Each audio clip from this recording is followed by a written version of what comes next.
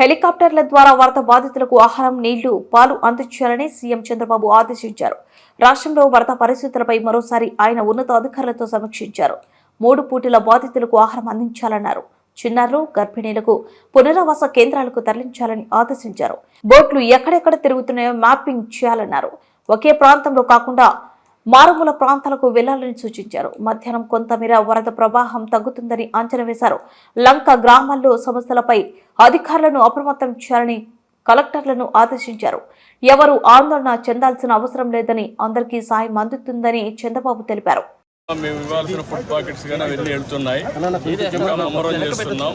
Traffic కూడా congestion ఉంది, అన్ని రెగ్యులేట్ చేస్తున్నాం. చివరి ప్రాంతానికి కూడా వెళ్లాల్సిన అవసరం ఉంది. కొంతమంది పేషెంట్ కూడా ఉన్నారు, పిల్లలు ఉన్నారు, కొంతమంది ముసలోళ్ళు ఉన్నారు, వాళ్ళు కూడా తీసుకురావాలి. ఎవరు కూడా ప్యానిక్ రియాక్షన్ అవసరం లేదు. అందరూ ఓపిక పట్టండి. 1 గంట 2 గంటల్లో అందరం ఓపికగా ఉంటే ఇంకా తొందరగా పనులు అవుతాయి. అన్నీ చేస్తానని అప్పీల్ చేస్తున్నా. ఇక్కడే ఉంటా, కంట్రోల్ రూమ్ని యాక్టివేట్ చేస్తున్నా. ఎంతవరకు చేయగలుగుతామో అన్నీ చేసి అందరిని ఆదుకుంటాం. 110 పైన బోట్లు పనిచేస్తున్నాయి.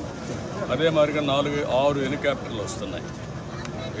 ఒక హెలికాప్టర్లో ఫుడ్ పెట్టడం కానీ, లేకుంటే బోట్లో తీసుకుపోవడం కానీ, పేషెంట్లు తీసుకురావడం కానీ ఇవన్నీ జరుగుతున్నాయి. వర్షం కూడా పడతా ఉంది, అయినా కూడా ఎక్కడ ఆపరేషన్స్ ఆపం, అన్ని విధాలు. సార్, ప్రకాశం బ్యారేజ్ 69 గేట్ దగ్గర బోట్లు కొట్టుకురావడం ఏమన్నా కుట్రే ఇవన్నీ ఇప్పుడు నేను అవన్నీ మాట్లాడను. ప్రతి ఒక్కదానికి మనం అవన్నీ మాట్లాడడం కరెక్ట్ కాదు. ప్రస్తుతం నా డ్యూటీ ఎట్టి పరిస్థితుల్లో కష్టాల్లో ఉండే ప్రజలను ఆదుకోవడం, వాళ్ళ ప్రాణాలు కాపాడుకోవడం, తక్షణ వాళ్ళకి కొంత సహాయం చేయడం అవసరం. అదే చేస్తాం. ఇంకా కూడా మనకు ఓవరాల్గా అక్కడే ఉంది. 11,40,000 క్యూసెక్స్ ఆఫ్ వాటర్ వస్తుంది.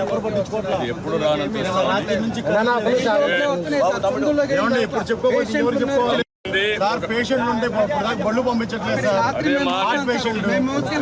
నా మాట ఏంటండి, 1 గంట టైం ఇవ్వండి, చేస్తాను. మమ్మల్ని ఇబ్బంది పెట్టి, నన్ను ఒక్కడే ఇబ్బంది పెట్టినా కూడా అందరికి న్యాయం చేస్తాను. నేను విన్నానమ్మా, మీ కష్టాలు అర్థం చేసుకున్నాను. అందరిని ఇంటూనే వచ్చా. ఇప్పుడు మళ్ళా పోయి నేను అన్ని స్ట్రీమ్ లైన్ చేస్తాను, మళ్ళా వస్తాను, నేను చూసుకొని చేస్తాను.